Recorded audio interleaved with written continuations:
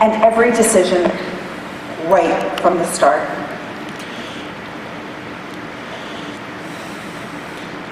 Do you know, next screen, do you know what these companies have in common?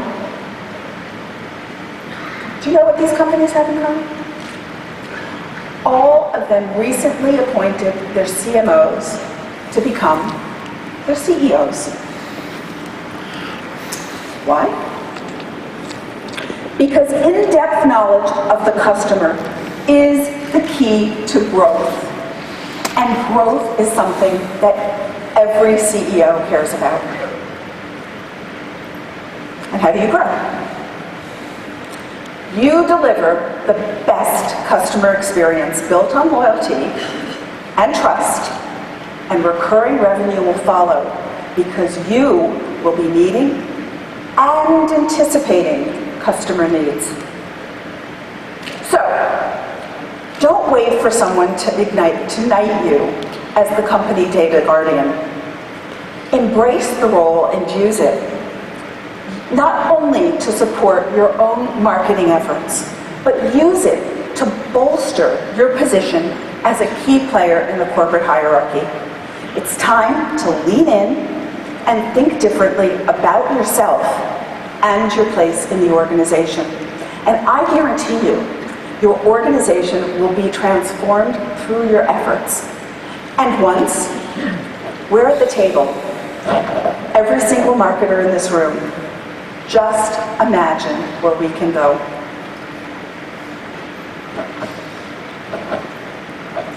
Now, the second step of the revolution is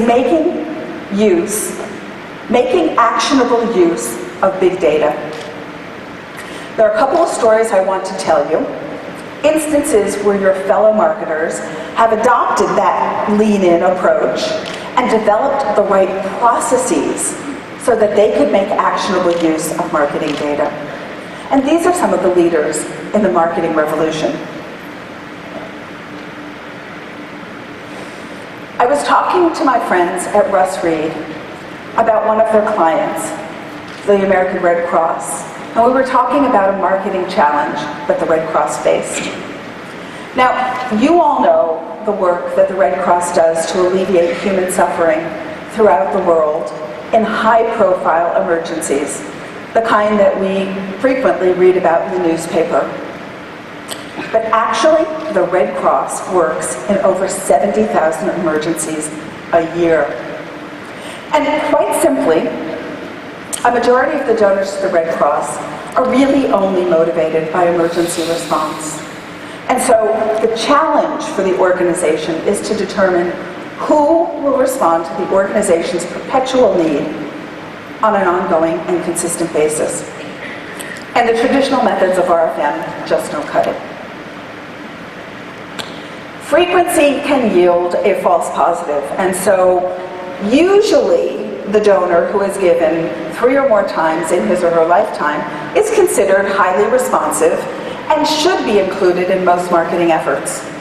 But for the Red Cross, this donor may have given to Hurricane Katrina, they may have given to the earthquake in Japan in 2011, or the recent wildfires in Colorado. And it doesn't necessarily mean that that donor will give to the ongoing work of the Red Cross. So the Red Cross had to dig deeper. First, they tracked designated gifts to major disasters, allowing them to exclude these gifts when evaluating the donor's regular giving. Then, they worked with Russ Reed to come up with a modeled loyalty score with the donor's last gift information to determine the donor's true propensity to give to the next general campaign. The first quarter in which they implemented this new strategy, their response rates increased by a dramatic 59%. And equally impressive, the cost of raising $1 decreased by 42%. By turning RFM on its head, the Red Cross achieved these stunning results.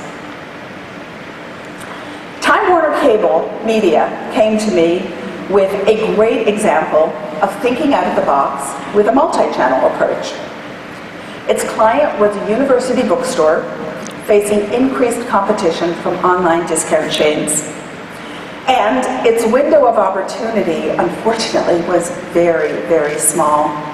75% of its revenue is generated in the first 2 to 3 weeks, beginning a semester. And marketing data showed that the university bookstore had a really difficult time reaching young potential clients through traditional media outlets. No surprise there. Moreover, the bookstore wanted to communicate with them before they arrived at school, and the student body was geographically dispersed, and that posed another challenge. Their goal was to connect with this audience using digital capabilities, and to get those students to serve as the store's brand spokespeople by sharing the message with friends. They developed a look-alike model of existing student profiles across Facebook, leveraging strong college interests and affiliations to both drive excitement and sharing and created a viral effect. They ran highly targeted digital campaigns across display and banner video within a key time period.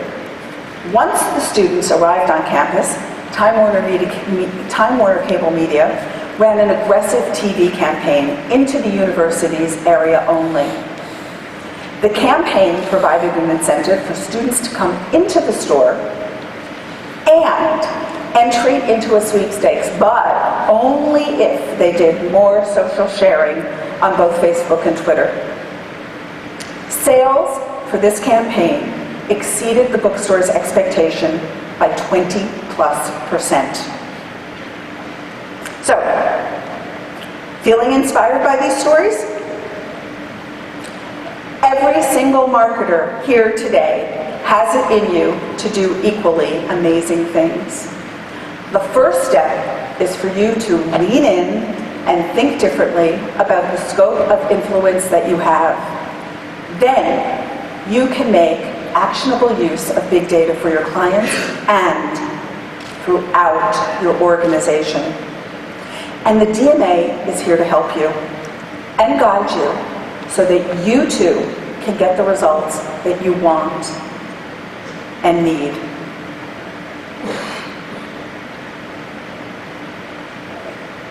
Oh, and there's one more thing. In a tribute to Steve Jobs, one of the greatest revolutionaries of our time, who always ended his speeches with, oh, and there's one more thing. There is one more thing. Today we are releasing the research from our groundbreaking Data-Driven Marketing Institute, our research think tank. I stood on this stage last year, well, not this stage, but the stage in Las Vegas. I stood on this stage last year and I told you that we were going to create a research arm that would set the record straight on what marketers do and the value of data-driven marketing to the US economy. And that is exactly what we did. We commissioned professors from the Harvard Business School and Columbia University to do a study.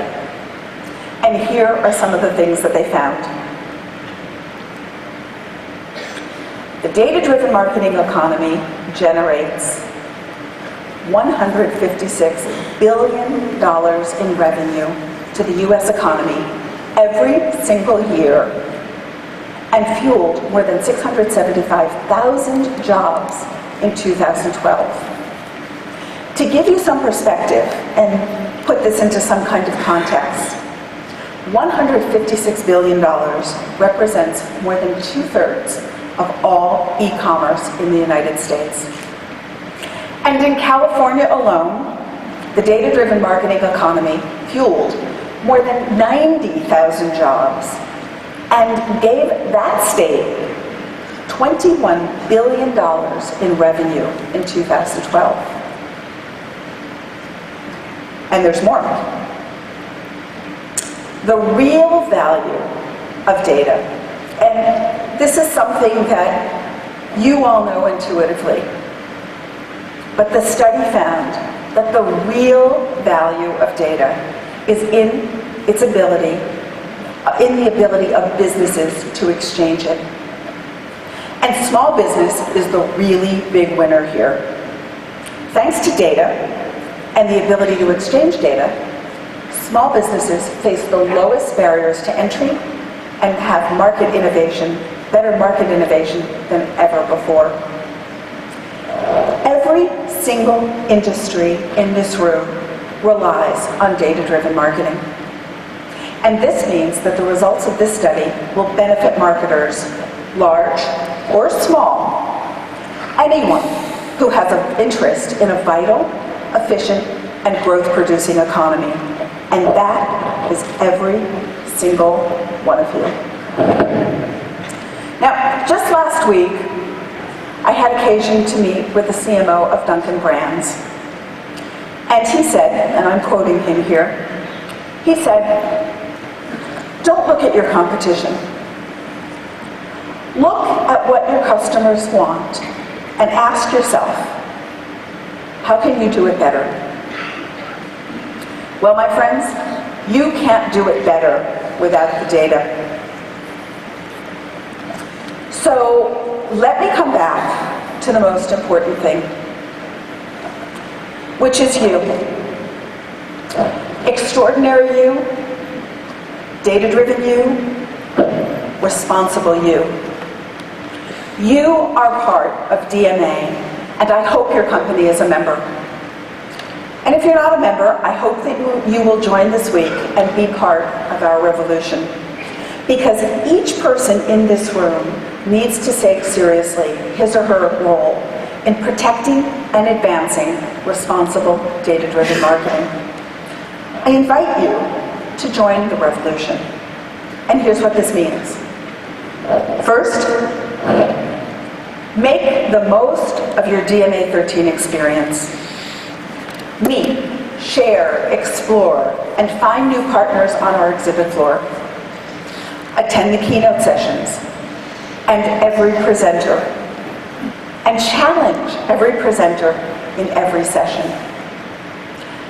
And finally, attend the Echo Gala on Tuesday night, because there you will see the coolest and data-driven creative approaches. And two,